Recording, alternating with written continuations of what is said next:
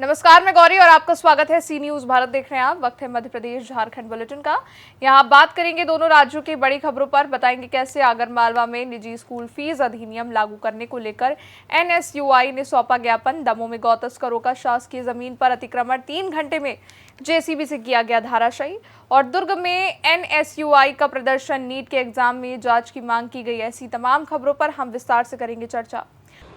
खबर आगरमालवा से है, जहां एनएसयूआई के राष्ट्रीय महासचिव अंकुश भटनागर के द्वारा बताया गया कि जिले में खुलेआम निजी स्कूलों के द्वारा फीस और संबंधित विषयों का विनियमन अधिनियम 2018 और नियम 2020 के प्रावधानों का उल्लंघन किया जा रहा है और मनमानी तौर पर फीस वसूली जा रही है। साथ ही हर साल छात्रों से फीस बढ़ाकर ली जाती है और यूनिफॉर्म, किताबों को लेकर भी दबाव बनाया जा रहा है।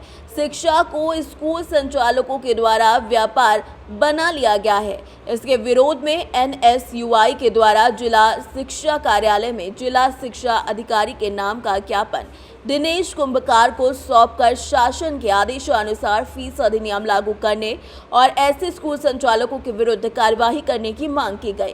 साथ ही कहा कि मध्य प्रदेश स्कूल शिक्षा विभाग के आदेशों का पालन जिला शिक्षा विभाग नहीं कर रहा है। इससे साफ जाहिर होता है कि निजी स्कूल संचालकों, प्रकाशकों और किताब विक्रेताओं से शिक्षा विभाग की साठगांठ है।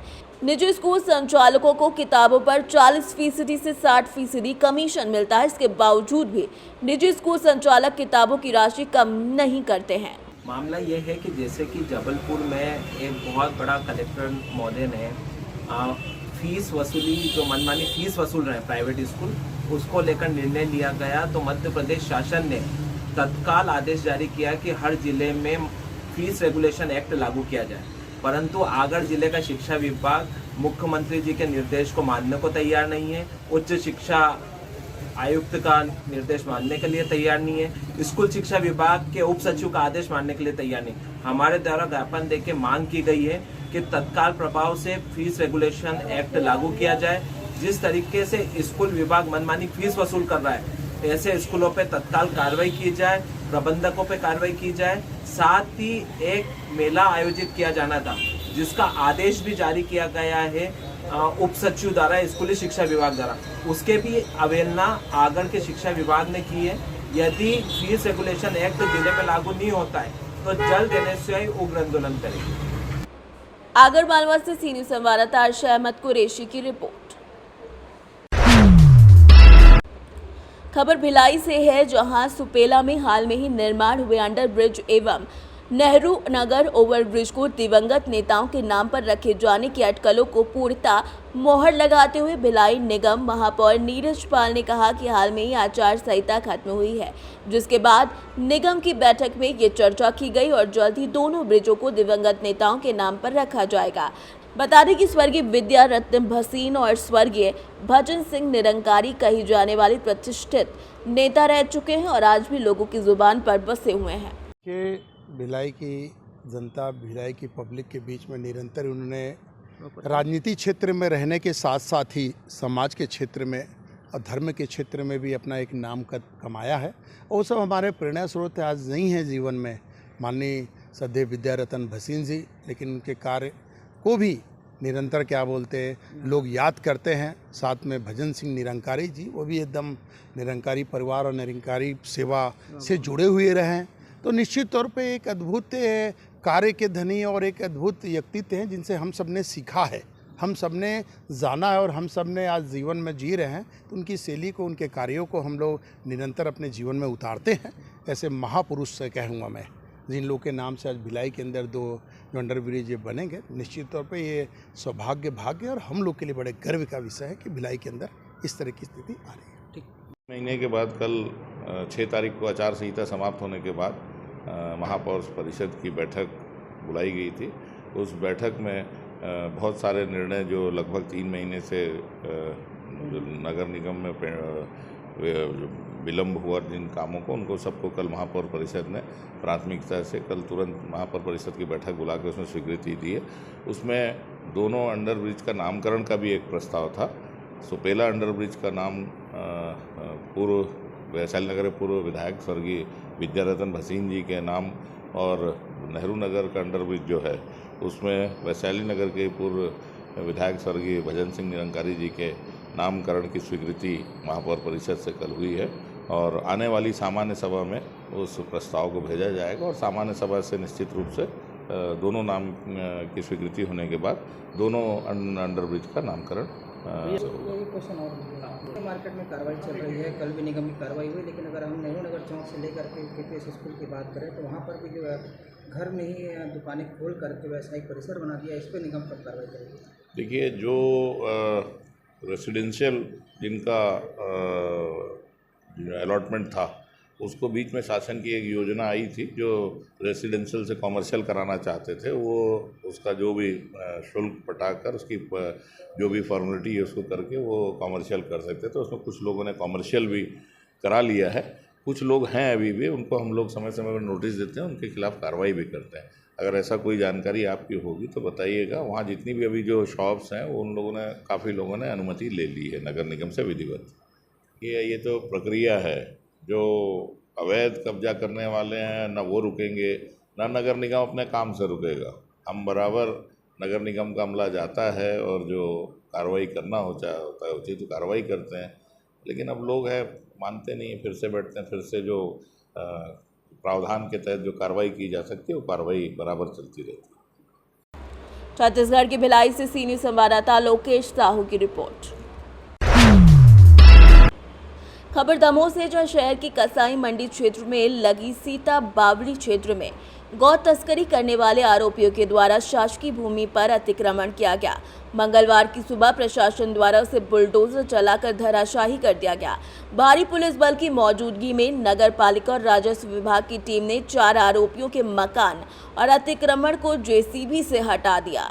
बताया जा रहा है कि ये सभी आरोपी गौ हत्या की तस्करी में शामिल हैं। उनके विरुद्ध गोवंश हत्या, पशु क्रूरता, विस्फोटक अधिनियम, मारपीट जैसे अनेक मामले दर्ज हैं।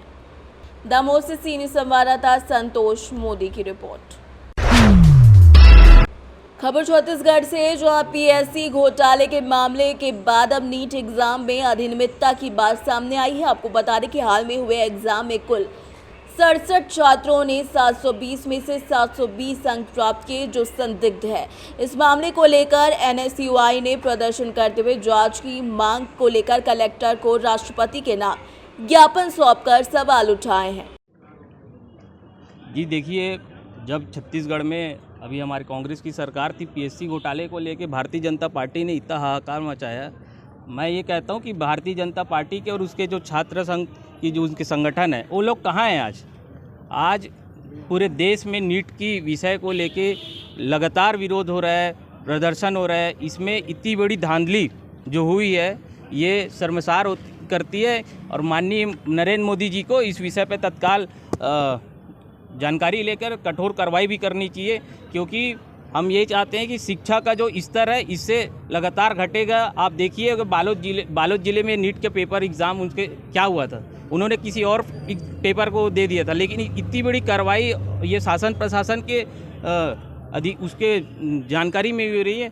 इसी मांग को लेके आज दुर्ग जिला एनएसवाई माननीय कलेक्टर महोदय को ज्ञापन सौंपा और जो भी इसमें दोषी है उसके ऊपर कठोर कार्रवाई करने के लिए हमने अनुसरण किया। सोनू साहू, एनएसवाई प्रदेश उपाध्यक्ष, छत्तीसगढ़। कि हम सब जानते हैं कि नीट का रिजल्ट जब से आया है पूरे देश में सभी छात्र, सभी युवा परेशान हैं। नीट की जो गड़बड़ियां हुई हैं, जिसमें पेपर लीक का भी मामला आता है, एक ही सेंटर से 7-7 बच्चे जो हैं वो टॉपर निकल जाते हैं।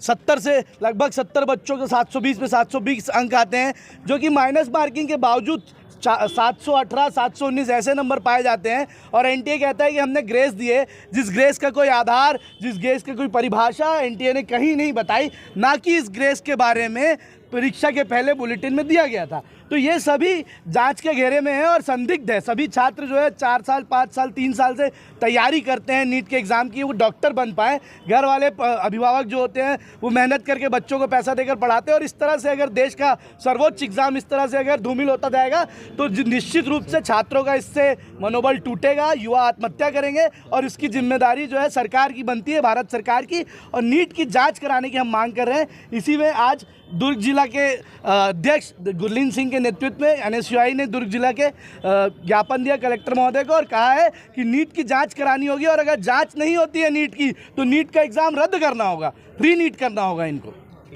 अगर परीक्षाओं में इतनी ऐसी परीक्षाओं में जिससे युवाओं का भविष्य साथ ही साथ समाज का भविष्य निर्धारित हो रहा हो, ऐसे एग्ज़ाम्स में अगर गड़बड़ियां होंगी तो निश्चित रूप से ये बहुत ही दुर्भाग्यपूर्ण बात है, और इसमें NSUI सड़क तक की लड़ाई लड़ेगी और निश्चित रूप से इस पर जांच की मांग कराएगी।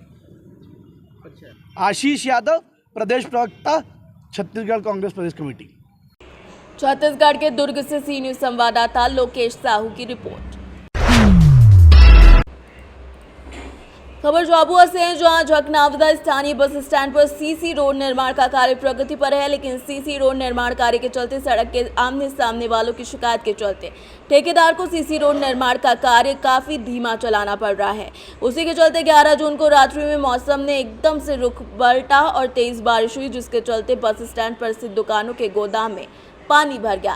कई व्यापारियों ने तो मोटर लगाकर अपने घर गोदाम का पानी रात्रि में बाहर निकाला, तो कई व्यापारियों का गेहूं, खाद, शक्कर आदि सामान की बोरियां भी भीग गए। आपका नाम?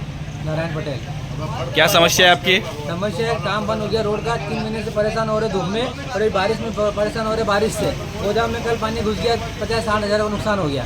अब इसका जिम्मेदार कौन है? फालतू नेतागिरी में हम भी सारे यहाँ पे व्यापारी लोग। इसकी शिकायत आपने कहीं करी है? शिकायत करी, ठेकेदार फोन लगा दिया, शिकायत कर दी। आपका नाम? प्रदीप कुमार बोराना। क्या समस्या है आपकी? समस्या है कि पिछले वर्जन में ठेकेदार ने कहा था कि 1 साल का हमारा एग्रीमेंट है, तो इन्होंने 15 मार्च से रोड खोद दिया और आज 4 महीने हो गए, अभी तक कोई काम नहीं कर रहा और लोगों के घरों में पानी घुस रहा है। तो 1 साल का एग्रीमेंट था, तो अभी बारिश में खोदने की क्या आवश्यकता थी? 8 महीने बाद खोदते, उसके बाद रोड करते। भाई ठेकेदार का कहना है कि 1 साल में टेंडर अपना मेरा एग्रीमेंट है, तो वो अभी क्यों खोद दिया? फिर बारिश में लोगों को परेशान करना है, नुकसान करना है लोगों का। ये बिजली का पोल 11 लाइन लगी हुई है, पूरा गिरने की संभावना है, किसी भी दिन बड़ा हादसा हो जाएगा, 50-100 लोग मर जाएंगे। इसका कौन जिम्मेदार है और कब निकलेगा ये बिजली का पोल? आपका नाम? हुक्म मंडोल। क्या समस्या है आपकी? अरे जो रोड का काम चल रहा है उसमें नाली बनी हुई नहीं, सब हमारे गोदाम में पानी उतर रहा है, हमारा नुकसान हो गया है। क्या क्या नुकसान हुआ आपका? हमारे गोदाम में खली बिन गई है, गेहूँ बिन गए, सब नुकसान हुआ है।